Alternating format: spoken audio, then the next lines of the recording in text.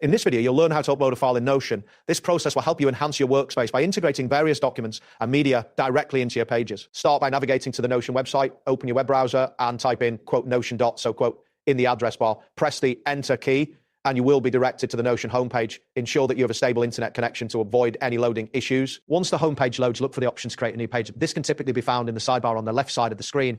Click on the plus new page button. A blank page will appear ready for you to add content. Next, locate the title area. At the top of the new page, click here to enter a title for your page. This title will help you organize and identify the content you will add later. After typing the title, simply click anywhere on the blank space below to proceed. Now type /file in the blank space you just clicked. This action will prompt a selection menu to appear. From this menu, you will see various options related to file uploads and integrations. Click on the option labeled File to continue. After selecting File, another menu will appear with options for uploading. Click on the Upload button. This action will open a file browser window, allowing you to choose the files stored on your computer. In the file browser, click on Choose a File. This will prompt you to navigate through your directory. Select the specific file you wish to upload. Before proceeding, consider the file size, as larger files may take longer to upload depending on your internet speed. Once you've selected the desired file, click on the Open button in the file browser. This action will initiate the upload process. Depending on your connection speed and the file size, you may see a loading indicator as the file uploads. After the file has finished uploading,